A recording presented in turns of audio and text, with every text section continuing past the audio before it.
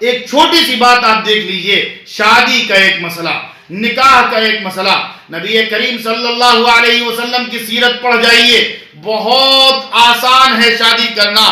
پیغام دیا جائے، پیغام قبول کر لیا جائے، دو گواہ موجود ہوں، ان کی موجودگی میں لڑکی لڑکے سے یا لڑکا لڑکی سے کہہ دے کہ ہاں میں نے تم سے نکاح کیا، اور دوسرا فریق کہہ دے میں نے قبول کیا، شادی ہو گئی۔ اب اس کے بعد صرف حکم یہ ہے کہ اگر کسی کے اندر استطاعت ہے، کسی کے پاس استطاعت اور اہلیت ہے، تو وہ ایک ولیمہ کر دے جتنا اس سے ممکن ہو، جس حیثیت کا ہو۔ لیکن نبی کی سیرت پر چٹخارے لے کر کے بیان سننے والے اور چٹخارے لے کر کے بیان کرنے والے اور نذرانے لینے والے اور لفافے لینے والے کیا شادیوں میں بارات کی نکیر کرتے ہیں؟ کیا شادیوں میں جہیز کی نکیر کرتے ہیں؟ کیا ایسی شادیوں کا بائیکاٹ کرتے ہیں جہاں مخلوط مجمع ہوتا ہے، جہاں بارات کی شہنائیاں بجتی ہیں، جہاں بارات کی شکل میں لٹیرے اور ڈکیت لڑکی والوں کے یہاں جاتے ہیں؟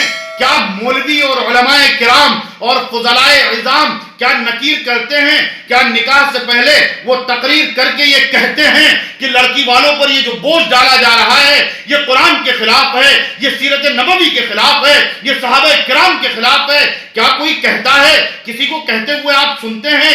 کیا نکاح پڑھانے کے نتیجے میں جو نذرانہ ملتا ہے اس نذرانے کو یہ کہہ کر کے منہ پہ مارا جاتا ہے کہ تو جہیز کا پجاری ہے، تو جہیز دیتا ہے، تو جہیز لیتا ہے، تو جہیز کی لعنت کے ذریعے سے معاشرے میں بے شمار لڑکیوں کے، بہوؤں کے قتل کا سبب بنتا ہے، ان کے غیر شادی شدہ بیٹھے رہنے کا سبب بنتا ہے، تو زنا کو فروغ دینے کا سبب بنتا ہے۔ ہم تیرا نذرانہ تیرے منہ پر مارتے ہیں، لیکن نہیں، منکر کی نکیر کی جائے گی تو لوگ غصہ ہو جائیں گے، تعلقات بگڑ جائیں گے۔ شادی کو تم نے مشکل بنا دیا، شادی کو اللہ کے رسول نے آسان بنا دیا تھا۔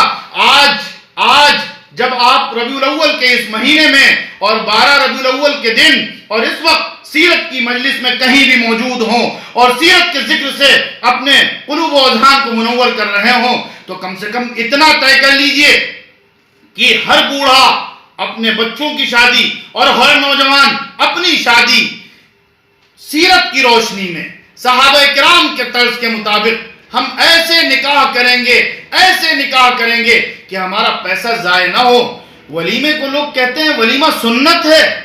ارے تم نے کبھی سوچا کہ ایک شخص مزدوری کرنے والا 50,000 روپے ادھار لے کر کے آتا ہے اور اس کے بعد تمہاری جہنم بھرنے کا انتظام کرتا ہے، اور تم کہتے ہو کہ ولیمہ تو سنت ہے؟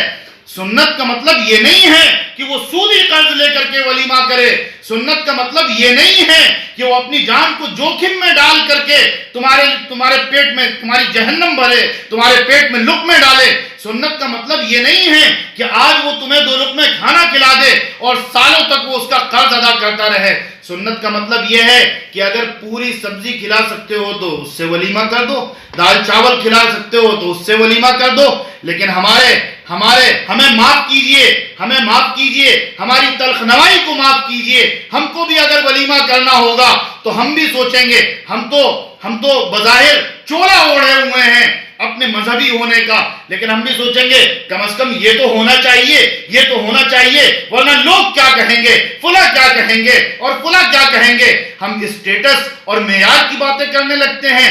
خدا کی قسم دنیا میں سب سے بڑا، دنیا اور آخرت میں بلکہ کائنات میں جو کچھ اسٹیٹس ہے وہ سارا اسٹیٹس تمام ہو گیا حضرت محمد صلی اللہ علیہ وسلم پر، جن کے بارے میں یہ فرما دیا گیا وَرَفَعْنَا لَكَ ذِكْرَكَ۔ آپ ان کی سیرت پڑھیے، ان کی سیرت ہی اسوہ ہے، ان کی سیرت ہی نمونہ ہے۔ لَقَدْ كَانَ لَكُمْ فِي رَسُولِ اللَّهِ أُسْوَةٌ حَسَنَةٌ۔